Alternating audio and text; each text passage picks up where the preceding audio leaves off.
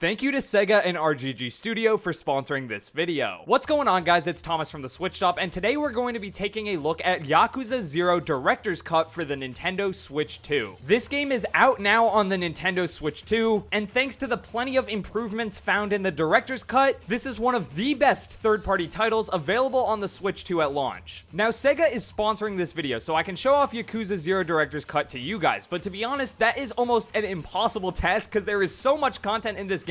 Whether it's the awesome main campaign with multiple playable characters, the incredible story with well-acted cutscenes, the practically endless amount of side content, or even Yakuza 0 Director's Cut's brand new Red Light Raid mode, which is an entirely new online co-op multiplayer mode we'll get to soon enough, there's countless amounts of content jammed into this one package. In fact, there's so much here that it's honestly kind of overwhelming to describe it all, so let's just start it off with the story. First things first, if you've never played a Yakuza game before, no worries. Yakuza 0 is actually a prequel to the original game, so if you're a newcomer to the series, there's no reason to worry. The story itself is an action-packed crime drama where you fight like hell through 1988's Japan. Thanks to the booming economy of the time, the streets of Tokyo and Osaka are packed with lavish, fashion-obsessed exuberance, and those looking for their come-up as they try and climb the ranks of society. The main story's tone is incredibly gritty, down-to-earth, and serious. You'll be meeting members of different Yakuza family, dealing with a thuggish real estate company, and so much more. The story and its cutscenes are incredibly well acted, and now with Yakuza 0 Director's Cut, there's a full English dub and 25 minutes of new additional cutscenes. Not to spoil anything, but the story does start off with Kazuma Kiryu being framed for a murder he did not commit, and having to terminate his oath as a Yakuza as a result. The story really does not let up from there. Even in the first chapter, some guy cuts off his pinky. This stuff is hardcore. All the cutscenes look incredible on Switch 2, and the entire story is really just an excellent Japanese crime drama. The story is incredibly gritty and keeps you guessing the entire time. Yakuza 0 can be an extremely down-to-earth and serious game. However, it can also be the most unserious game in existence. Yeah, that's right. If you're at all familiar with Yakuza, you'll know just how absolutely insane these games can be at times in the best way possible. The streets of Japan are just as whimsical and joyful as they can be downtrodden and serious. You can play darts, pool, bowling, karaoke, baseball, dance battles, and claw machines. There's even a full Sega arcade where you can play retro Sega arcade games. This isn't even scratching the surface. There's just an absurd amount of content in this game, and these minigames are not only fun in their own right, but make the streets of Japan feel so alive. All of these minigames are one of the biggest reasons why I think Yakuza 0 Director's Cut is basically a must-own for Switch 2 users. Not only are you getting what you'd expect with a great story and excellent combat, but there are just so many side games here that it feels like this one game, with all its optional side content, has as much to do as 10 games put together. You cannot walk half a block in Yakuza without getting distracted by something that you'll end up spending an hour playing. I didn't even know how to play Mahjong, and then I walked into a Mahjong parlor and it's like, alright, okay, this is what I'm doing for the next 30-45 minutes. I'm constantly being surprised with just how much is in this game. And also, it's just funny to go from this to this. In fact, Yakuza 0 is probably one of the funniest games I have ever played. The incredibly gritty and down-to-earth tone of the main story doesn't just take a back seat, but gets thrown out of the car for a lot of the side stories. These optional missions are another highlight of this game, and their sheer goofiness had me always wondering what would happen next. For example, I bowled a strike in the bowling minigame, so then I go to leave, and the employee starts flirting with me because, and this is her words, not mine, she has a bowling fetish. I went into this shady alley and met this mushroom dealer. Wait, okay, hold on, that sounds wrong. This guy sells like actual mushrooms that you can eat to restore some of your health. So I bought a bunch of the mushrooms, but now every time I go back to this guy, he's in the process of getting beat up because street hooligans think he's selling a different type of mushroom. So not only do you help protect him from the thugs, but then you give him a full lesson on how to change his appearance so he doesn't come across as shady and attract those kind of customers. I met this punk rock band that was doing a concert and then their first ever press conference, but they were too scared to get on the stage because it turns out they were all nerds and have never actually talked in front of their fans before. So you help give them all tips on how to appear more punk rock. There are a ton of different side missions like this, and they're all just legit so funny, so interesting and creative that I've found myself as excited for the side missions as the actual story, which you'll know for any open world game is about the highest compliment I can give. Even in the combat, this game is absolutely hilarious. Without spoiling too much, at the end of the first chapter, you have to make your way up this complex to take on this guy. Before that though, you have to take out a bunch of his henchmen, including this this guy named Yoneda. So you beat him and take him down, then continue on. But oh, look out, he's coming back at you. Okay, so you take him on again, move along, and then oh my god, he comes back again. Take him down one more time, move along, and surely now, oh, here he is again. Finally, we defeat him, scale the building from the outside, jump into the bathroom, and finally now we can move. How is this guy still standing? This game just has an incredible sense of humor. It knows when to slow down and take its time, giving emotional story beats the impact they deserve, and it also knows when to slam a dude's head into a urinal and then chuck him out a window. Also, I'd be remiss if I didn't introduce y'all to the scariest man in all of Japan, Mr. Shakedown. This is just a giant NPC who roams the streets of Tokyo, and if he sees you, he'll just come up to fight you. He's way more powerful than any other NPC I've found on the streets yet, and if he beats you, he just takes all of your money. Then if you see him again, you can fight him back to win back all the money he took plus some. Not only is this hilarious, I mean the dude's name is Mr. Shakedown, but man, it's just fun. This game will never blink at the opportunity to introduce some creative, wacky mechanic that just makes the game more enjoyable. Alright, I figured that should take us into the combat. The combat is, I guess, some of the main gameplay of Yakuza 0, although I don't even know if you can call it the main gameplay because again, there's just so much in this title. However, the combat is incredibly fleshed out and the perfect type of brawling action for this title. You get more money depending on how well you fight, which incentivizes cool moves and combos. The animations are also all so over the top, with the definite highlight being all the finishing moves called heat actions. Now, the game actually has two playable characters, Kazuma Kiryu and Goro Majima, each of which have 3 unique fighting styles, for 6 total fighting styles between them. Now, these different styles are awesome, and I don't want to spoil anything, but how you unlock these different styles, well, I just found absolutely perfect. It was hilarious, it made me laugh. Like, if you know, you know. I loved how they handled that. Each of these styles feel really different, and add such a perfect level of variety to the action-based combat. Whether you're zooming around the streets, dodging every incoming punch with the rush style, or picking up random objects to use as weapons in the beast style, every different type of combat in this game is super enjoyable, and not only that, but each style can be individually upgraded, unlocking new moves, buffs, and customizing your character to fit your playstyle. Speaking of combat, let's talk about the brand new Red Light Raid mode, an awesome new mode entirely exclusive to Yakuza 0 Director's Cut for Nintendo Switch 2.